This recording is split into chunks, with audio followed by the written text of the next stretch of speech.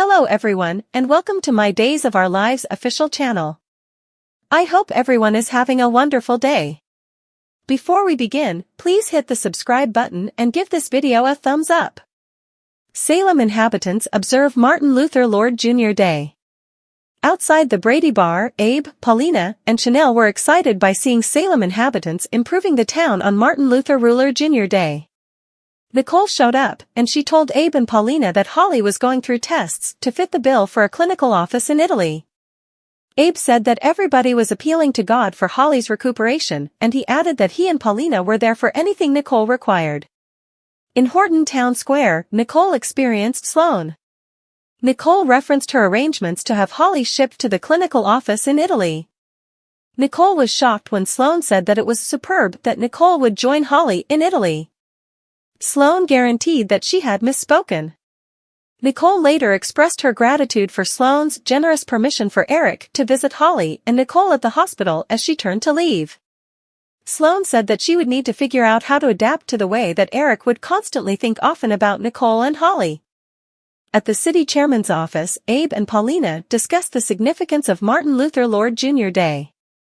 Paulina reviewed that Olivia had walked with Dr. Ruler during the 1960s, and she said that the least she could do was to record a unique directive for the inhabitants of Salem on the occasion.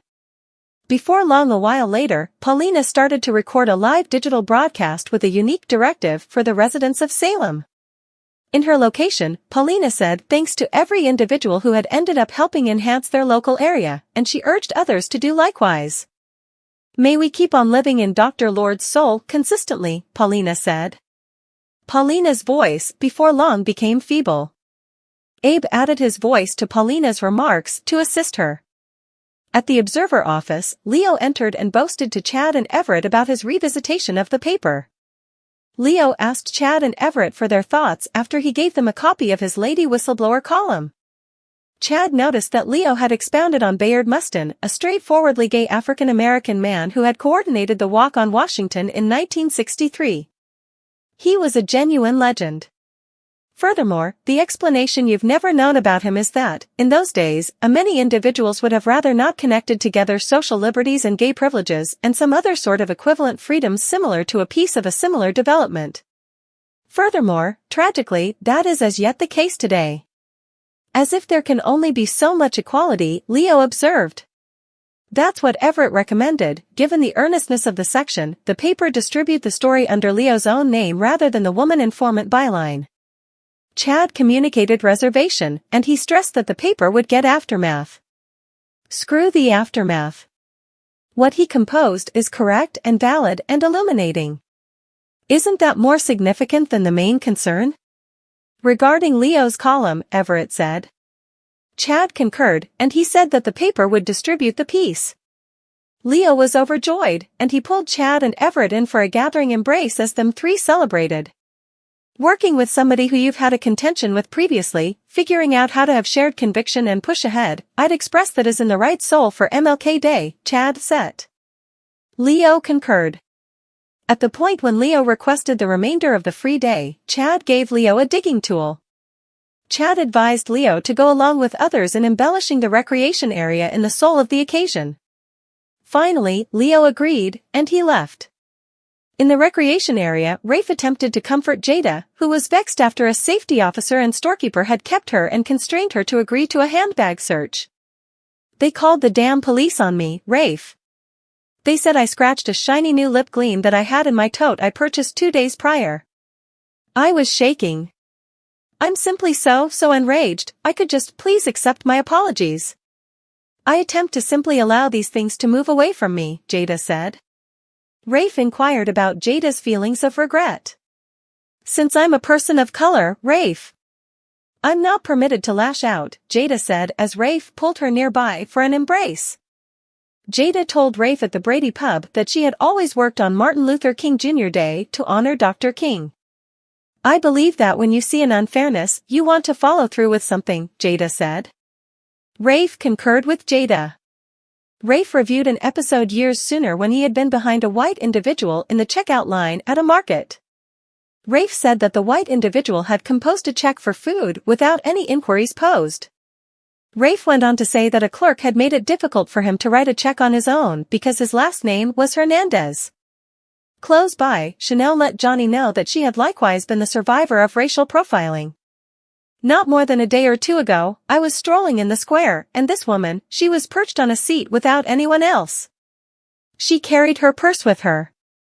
She sees me strolling, and she takes her tote and puts it on her lap, Chanel reviewed. Chanel noticed that racial profiling happened all over the place, remembering for Italy, where she and Johnny had honeymooned 2 years sooner. Chanel said that individuals had been gazing at her and Johnny on their wedding trip since they were an interracial couple. At the point when Mother was a youngster, it would have been unlawful as far as we're concerned to get hitched in many spots in this country, Chanel added. That's what Chanel said. While society had progressed significantly, it actually had quite far to go. Jada called for Chanel to join her and Rafe at their table, and she inquired as to whether Chanel had at any point had somebody inquire as to whether they could contact Chanel's hair. Chanel said it had occurred on a few events. When Johnny tried to inquire as to why it was a problem, he was embarrassed. Chanel said that being willing to clarify pressing issues and have troublesome discussions was the initial step to beating predispositions. Jada reviewed that an irregular young lady had moved toward her and started contacting her hair without consent when Jada had been in secondary school. According to Jada, it was a microaggression. Chanel said that she was lucky that both her and Johnny's families were strong of their relationship. Jada reviewed that her mom hadn't endorsed her union with her most memorable spouse, who she noted was a white, Jewish man. Johnny mentioned that he and Chanel had just finished watching a documentary about Loving versus Virginia. That's what Chanel said. As a person of color who was likewise sexually unbiased, she had quit marking herself since it was depleting. Jada countered that recognizing race or gender was similarly debilitating not. Jada expressed gratitude to Chanel and Johnny for joining her and Rafe. Johnny said that chipping in at the Brady bar had been the most compensating feeling he'd had in quite a while. Johnny added that he felt the time had come to think about another profession way, and he said that he needed to accomplish something more significant than being a producer. Chanel countered that what made a difference was entirely subjective. Chanel referenced that Paulina was recording her digital broadcast live. Rafe took out his telephone so he, Jada, Johnny, and Chanel could all listen live. As they tuned in, Paulina proceeded with her discourse to the residents of Salem.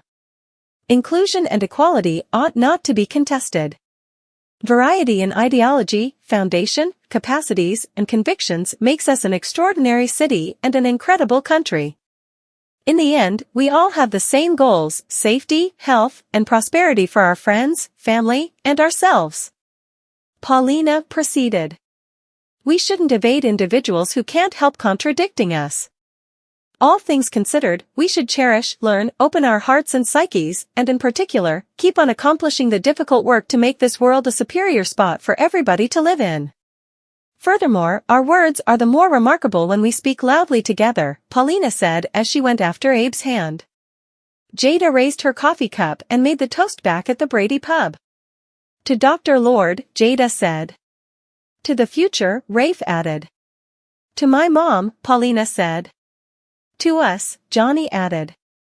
They all toasted together.